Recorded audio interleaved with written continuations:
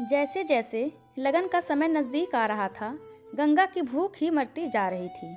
आज भी 4 निवाले से ज़्यादा गले से ना उतरा कि दरवाजे की घंटी बजी। अब इस वक्त भिखारी के अलावा और कौन होगा? यही सोचकर दरवाज़ा खोला तो जी धक से रह गया। अपने ही घर के दरवाजे पर आज शिवेंद्र याचक बन कुछ मांगने आया था। उसके चरणों की धूल को माथे पर सजा गंगा उन्हें घर के भीतर ले आई।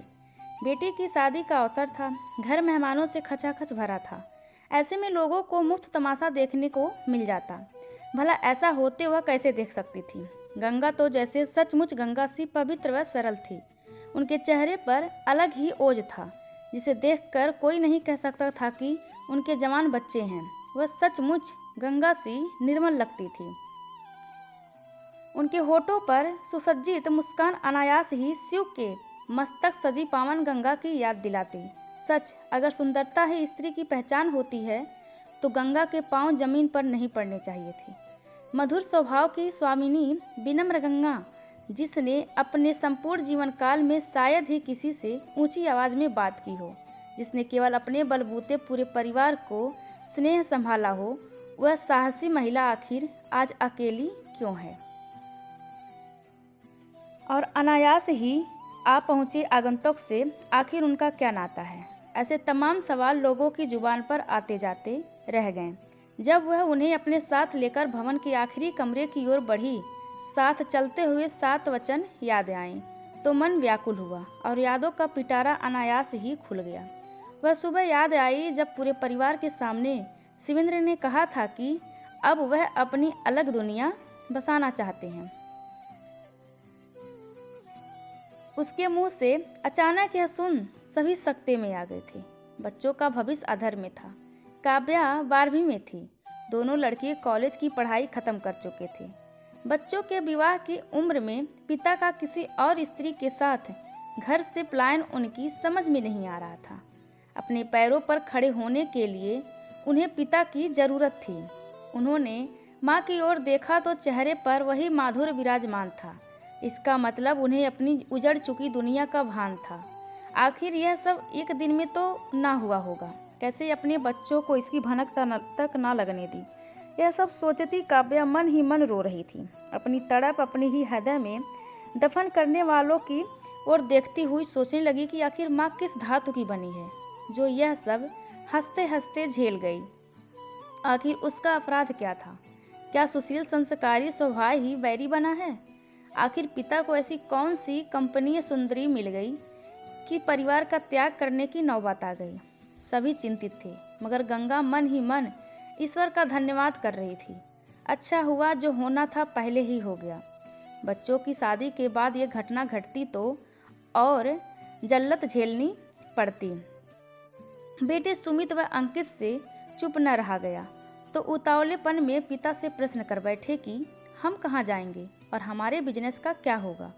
शिवेंद्र निरंतर थे तो गंगा ने जवाब दिया, जाने दो इन्हें, इस रिश्ते से आज़ाद कर दो। तुम्हारे बिजनेस के लिए पैसे मैं दूंगी। गंगा अपने परिवार की इकलौती बेटी थी। माँ के सारे गहने इसके लिए ही आए थे। बैंक में जमा कर लोन की अर्जी दी तो अच्छा खासा धन मिल गया था। हौसले को बुलंद कर कपड़ों का दुकान खोल लिया। माँ और बेटे बारी बारी से दुकान पर बैठते हुए अपने कठिन परिश्रम से बिजनेस को एक चरम तक पहुंचाया। बेटी को अच्छी शिक्षा दी और रिश्तेदारों की मदद से उसका विवाह तय किया। अब जबकि पूरा परिवार संभल चुका है, ऐसे में गृहस्थ की वापसी ने वापस संशय में डाल दिया। अतीत की गलियों से गुजरती आंगन के पार आखिरी कमरे में आई जहां काव्या हल्दी में लिपटी बैठी थी। शिवेंद्र को काव्या के सम्मुख खड़ा कर दिया और उनकी ओर मुखातिब होकर कहा कि आपको जो भी मांगना है इससे मांगिए, क्योंकि आपको देने के लिए अब मेरे पास कुछ भी शेष नहीं। आवाज़ में अजीब दृढ़ता थी। बेटी, एक पिता का हक उसे दे दो। तुम्हारा कन्यादान कर मैं ऋण होना चाहता हूँ। बेटी काव्या से उसका कन्यादान करने का अधिकार मांग रहे थे।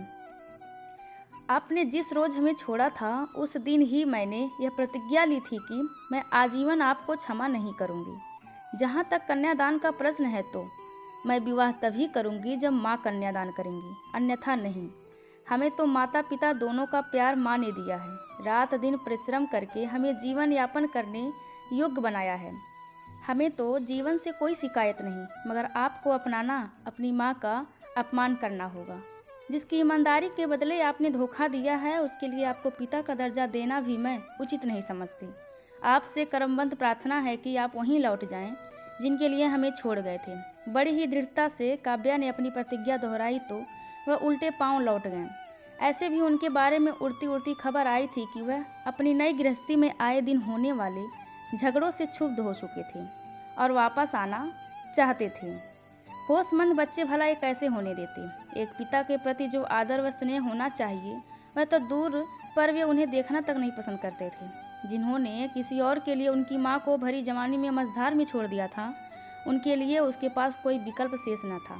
पिता होने के नाते क्षमा कर भी देते, पर माँ का अपमान कैसे सहते। जिस माँ ने सारी जवानी जी तोड़ मेहनत करते हुए बिताया, उस त्याग को कैसे भूल जाते।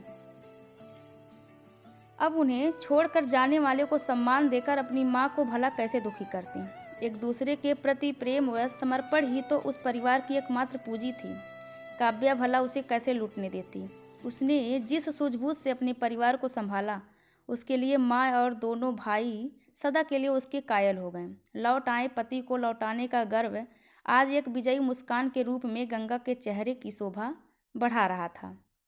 दोस्तों, ये कहानी आप सभी को कैसी लगी, कृपया कमेंट करके ज़रूर बताएं और चैनल को लाइक शेयर और सब्सक्राइब करना बिल्कुल ना भूलें। धन्यवाद।